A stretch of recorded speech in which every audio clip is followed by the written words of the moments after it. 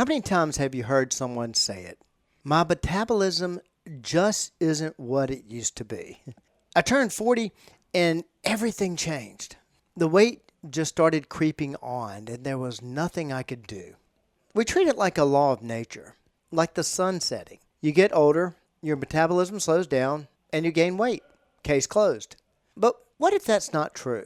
What if one of the biggest studies ever done on human energy found that your metabolism barely changes for 40 straight years?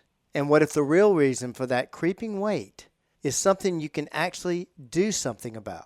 Today on the Personal Edge Fitness Podcast. Welcome to the Personal Edge Fitness Podcast with Garrett Williamson. Health, wellness, exercise, nutrition, and a whole lot more. Got questions? Call us and leave a message at 251-278-EDGE or message us at Personal Edge Fitness on Facebook and Instagram, at Team PE on Twitter, or personaledgefitness.com. Good day and welcome to the Personal Edge Fitness Podcast. I'm Garrett Williamson, president of Personal Edge Fitness. Thank you so much for joining me today. Now, last week, we talked about how nothing in your body happens spontaneously. Today, we're taking that same idea and pointing it at one of the most blamed villains in all of health, the slowing metabolism. And I think you're going to be relieved by what the science actually says. The myth is simple. Your metabolism slows down as you age, steadily, year after year. Starting sometime in your 30s or 40s, we're really not sure. It's the go-to explanation for every extra pound. It shows up on magazine covers. It's the reason we're sold pills and powders and teas that promise to boost your metabolism. But there's a problem with that story. The science doesn't support it. In 2021, a landmark study was published in the journal Science. It pulled together data from more than 6,000 people, from 8 days old to 95 years old, from dozens of countries. They used the gold standard method for measuring energy burn, and what they found overturned decades of assumptions. Here's the timeline of your metabolism according to that study, according to the actual data, let's say. Babies have the highest metabolism of all. It roars. It settles down through childhood, and then from about age 20 all the way to age 60, we found in the study the metabolism holds remarkably steady. Steady. Pound for pound, your engine at 50 burns fuel about as fast as it did at 25. Your 30s did not slow you down. Your 40s did not slow you down. The story we've been telling simply isn't true. So why the creeping weight? You might be thinking, then why did the weight come on? Because it did. That part is real. And here's the honest answer. If your engine didn't slow down, then something else changed. Two things usually. One, what we ask of our bodies changes. We move less. We sit more. The busy years fill up and the activity quietly drains out. And number two, and this is the big one, we slowly lose muscle. Muscle is a metabolically active tissue. It's the part of you that burns fuel even at rest. When you lose muscle, you lose engine. And when you lose engine, the same meals that once fit now leave a little extra behind. It was never the birthday that slowed you down. It was the muscle you stopped using and stopped building.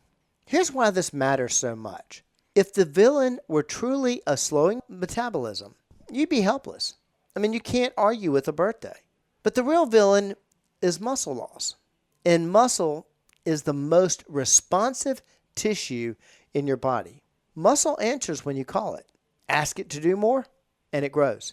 Even in your 60s, 70s, 90s, even centurions. There's a famous research on this. It's a frail nursing home residents.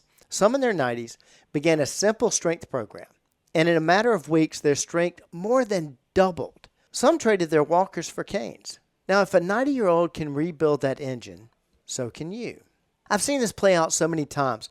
Someone comes in frustrated. They've cut their calories, they're eating like a bird, and the scale won't budge. They've been trying to fix a metabolism problem by eating less and less. But eating less can actually cost you more muscle. It shrinks the very engine you're trying to protect. So we flip it. We build the engine instead of starving it. We add strength work. We add protein. And the body, being economical, responds by keeping the muscle it now needs. The answer was never less. The answer was more of the right thing. This is the lie of age in perhaps its purest form. We are told that the calendar slows our metabolism, that the number of birthdays we've celebrated dictates the fire inside us. But the science says the calendar had almost nothing to do with it. From 20 to 60, your engine held steady. And that was just in that study. And in the study, didn't even look at really all the activities, the fitness, nutrition, lifestyle, mindset of all the people interviewed. So even 60 is not the end. What changed was what you asked of your body. And that means the power was never with the calendar. It was always with you, with your fitness, nutrition, lifestyle, and with your mindset. The 4 things that are 100% in your control from the cradle to the grave. Here's the challenge for this week. Stop trying to boost your metabolism. Start trying to build your engine. 2 times this week, do something that challenges your muscles. It can be simple. Stand up from a chair 10 times without using your hands. Carry the groceries a little farther. Do a few wall push-ups. You're not trying to exhaust yourself. You're sending your body one clear message. I still need this muscle. And your body, being economical, will listen. Today we discussed 3 things. First, that your metabolism does not steadily decline with age. It holds remarkably steady. Second, that creeping weight most of us blame on age is really about moving less and losing muscle. And third, that muscle responds at any age, which means you are never too old to rebuild your engine. You are never fighting your birthdays. You are only ever fighting a loss of muscle. And that is a fight you can win. And understanding the truth about your metabolism, it's just one more way we help you reach your level of wellness. Thanks for listening to the Personal Edge Fitness Podcast with Garrett Williamson. Subscribe now and be a part of the show by calling 251-278-EDGE or message us on Facebook and Instagram at Personal Edge Fitness or at Team PE on Twitter, and visit us at personaledgefitness.com.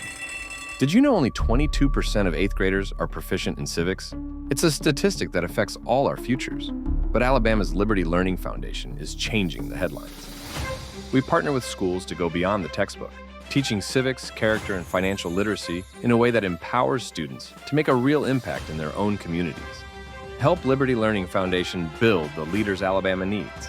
Join the movement today at libertylearning.org.